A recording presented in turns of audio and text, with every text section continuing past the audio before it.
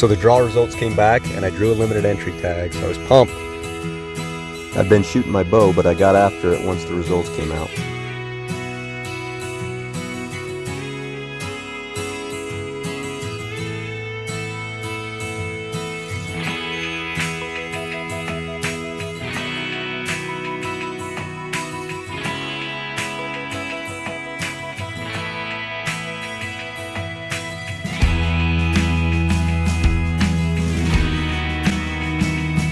Here's a glimpse at our scouting trips, a lot of shaky spotting scope video.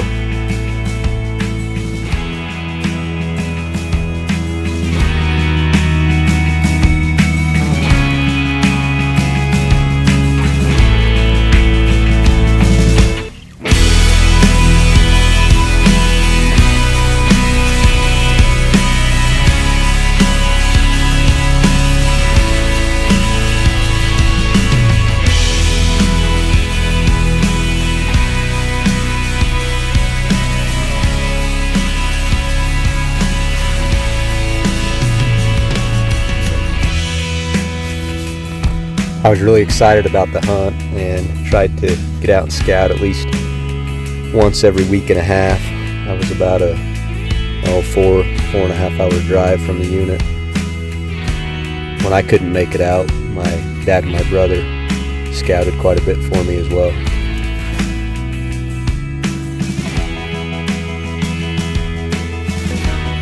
It was fun to watch the deer grow throughout the early summer.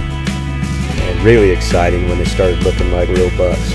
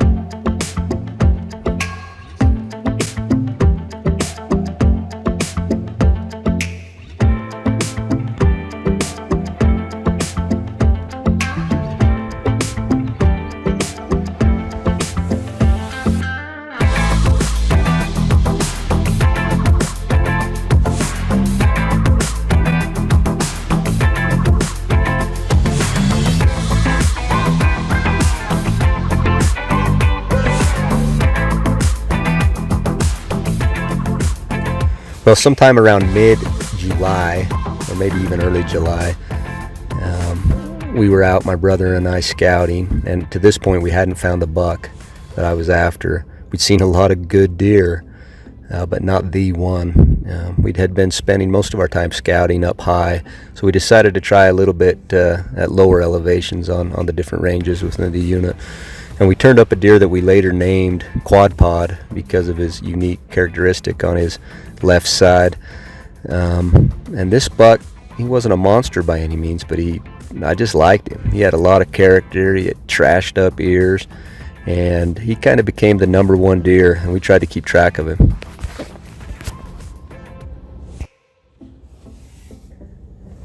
Well, unfortunately, we weren't able to keep track of him for very long. Quadpod disappeared for 3 weeks to a month. And I was kind of discouraged. We had a few cameras placed out, not many, and he wasn't hitting any of the water holes or the trails that we had cameras on.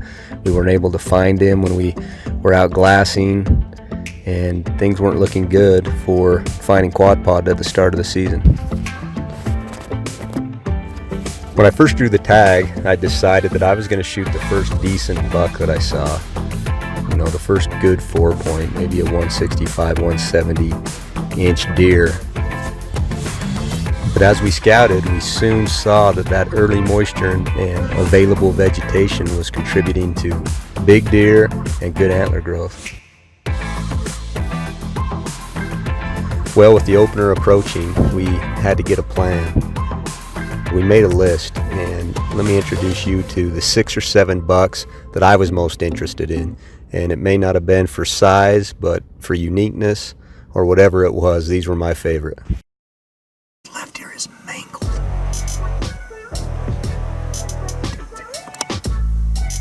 think he's got 5 or 6.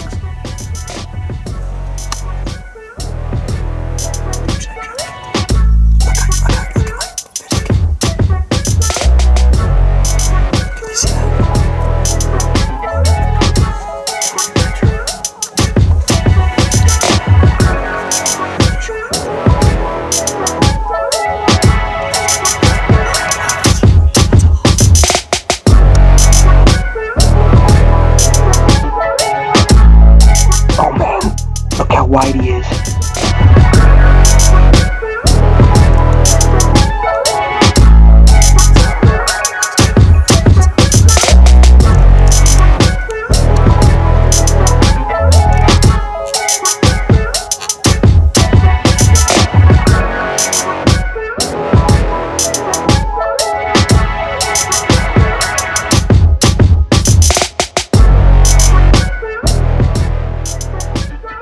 Man, look at that beautiful cheetah.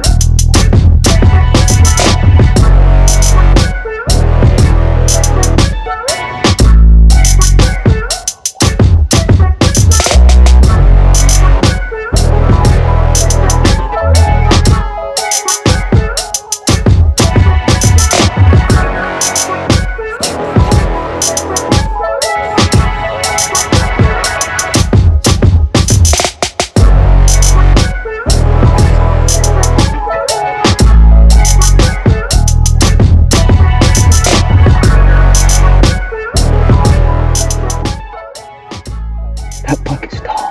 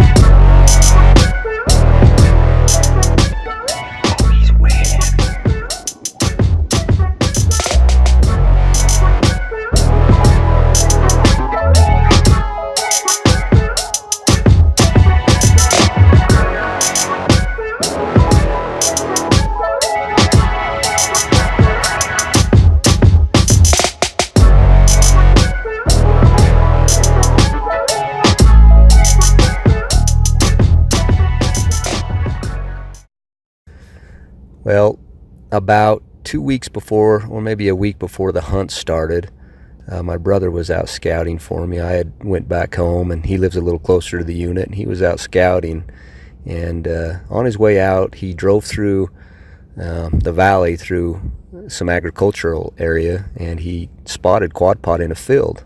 Well, it turned out we had a streak of luck, because that field was owned by the family of one of my good buddies from high school.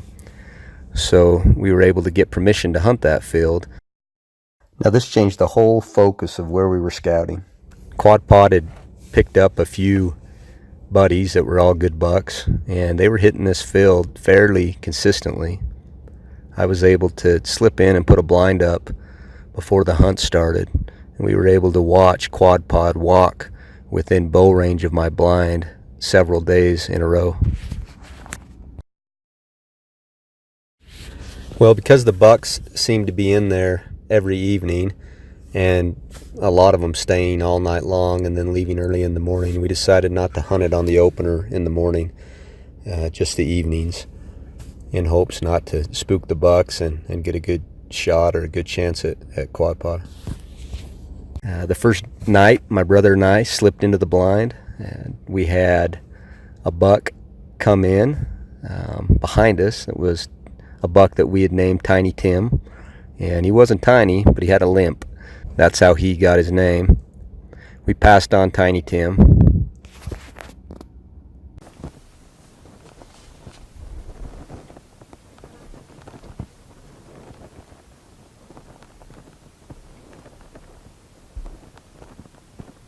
The next time I'd be able to hunt was a few days later in the week. During this time frame, we'd found out that my buddy's family leases their land to be farmed, and the farmer in the area was going to cut the field. He had alfalfa growing in the field, and he was going to cut that field. And I knew that if he did so, that these deer would leave that area, and we didn't have permission to hunt any of the surrounding agricultural fields. So our hope was that Quadpod would either go back up to the mountain, but we knew that chances of that were very slim. So I was able to contact the farmer and ask when he was going to cut the field, and he said he would give me one evening, and then he would cut it the following day. So I knew that I had to be aggressive that night to get a chance at Quadpod.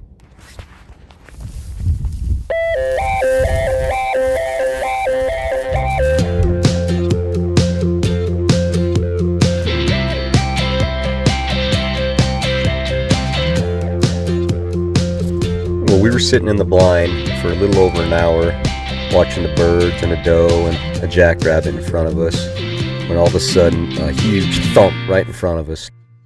Tiny Tim jumped over the fence and was about 18 yards from the blind, leaving me with a decision to make.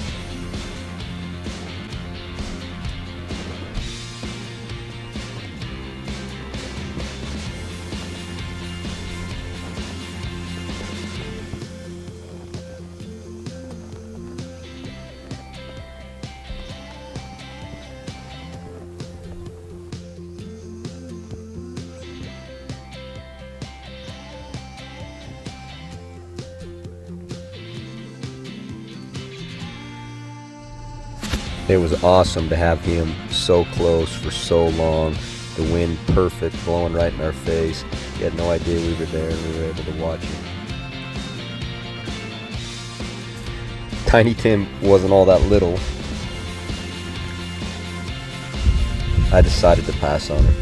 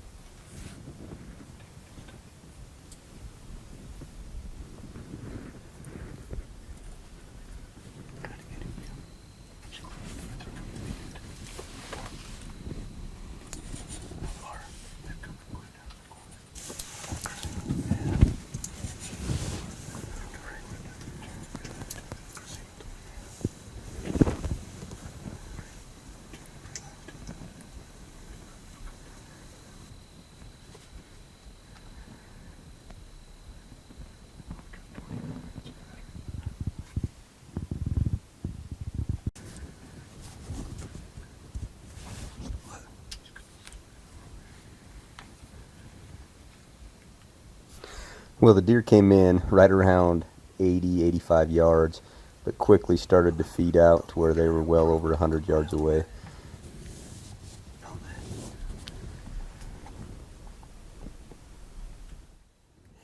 So when the deer came in at 80, we thought we'd give them until we ran out of light to work their way into a closer shot. It didn't take long with the light fading and time running out, but we knew we had to try something. With the farmer cutting the field that night, we thought we better give it our best shot. We sent a text to my dad and had him go down in the valley and howl a few times as loud as he could, hoping that we'd get those deer to move our way or away from the howls.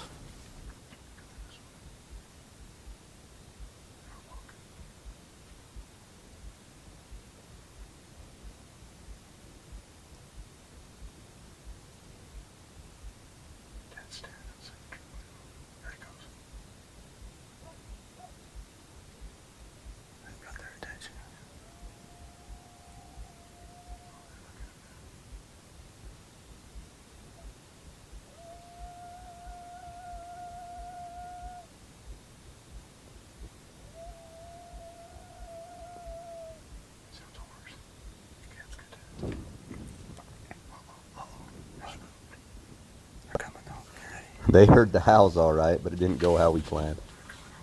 Crap. They're coming right at us.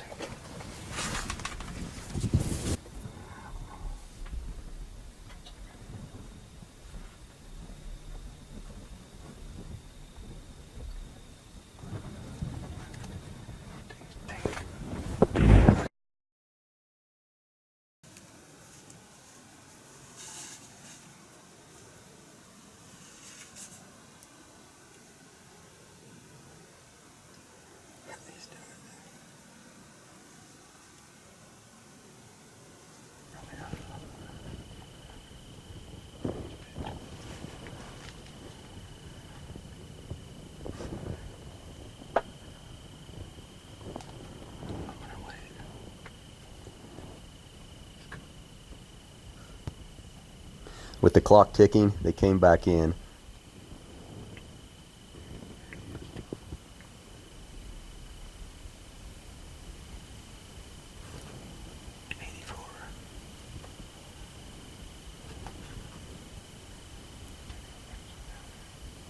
He's got a cheater. That buck has a cheater.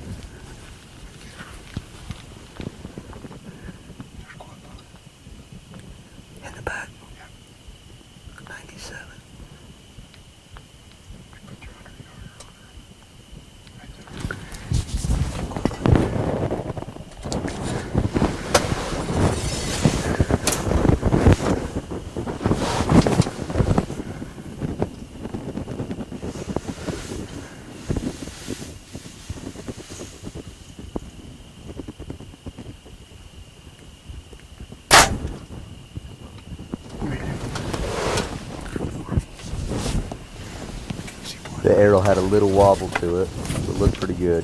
I was hoping I just got it. You were right on left and right.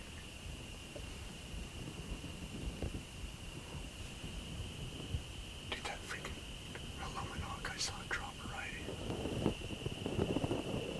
Oh, he just changed. Was that him? Yeah.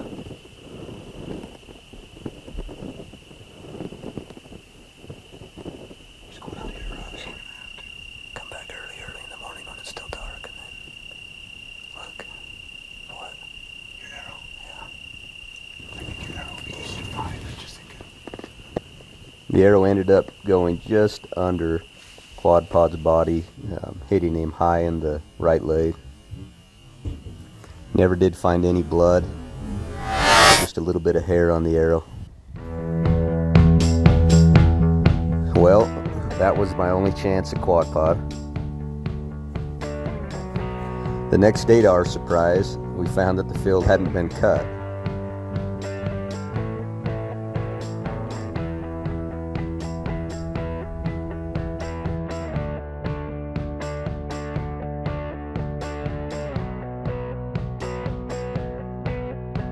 So, a little confused, we decided to try it again, but all those deer had disappeared. But one of the bucks we'd been watching straight up, he wasn't there the night before, and he came in.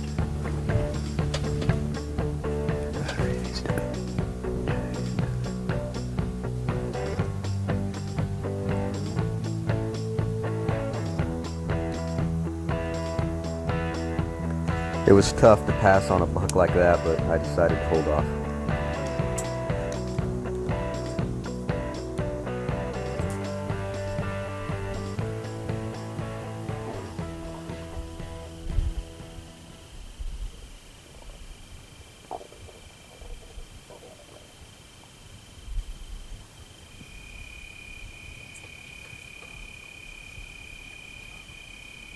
What's going on?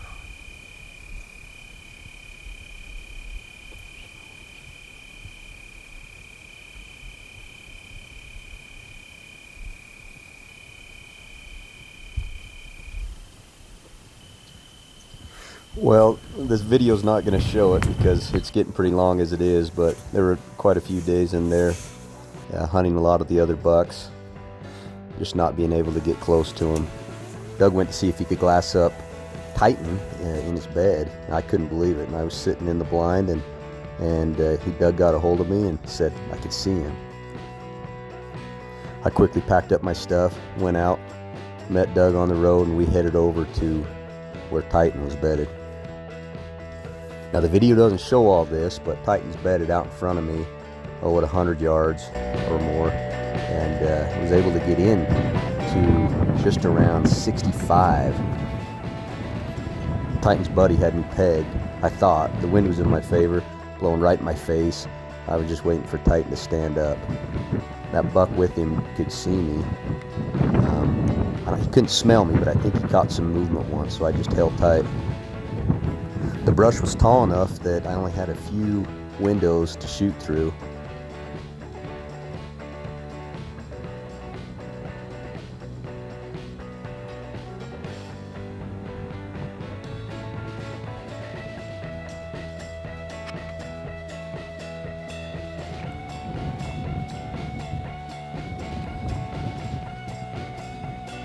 Now Titan's the heaviest buck I'd ever hunted. You can see his mass when he stands up next to this other mature buck.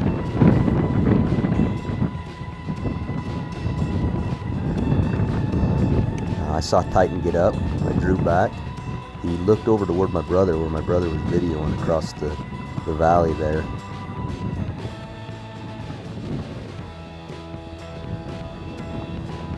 And then he turned and he started to walk. And he walked through my first window, and I couldn't stop him. Tried to stop him going through the second window, couldn't stop him. Now he was getting out further than what I had ranged, and I guessed him to be around 70, walking away. Smoked him.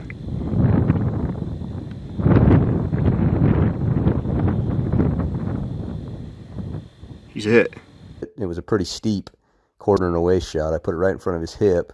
I hit him right in front of the hip instead of instead of up further. The angle wasn't as sharp as I thought. I could have shot way further up in the body, but I hit him right back in front of the hip and hit the magic artery. There's nothing like hitting a deer with an arrow and seeing the blood coming out before he disappears out of sight. You can see his aluminok out there. We're hoping it's still in the deer.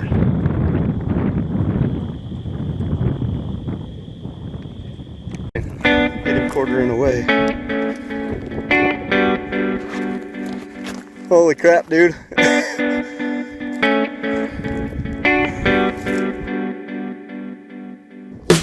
He's a bit of buck.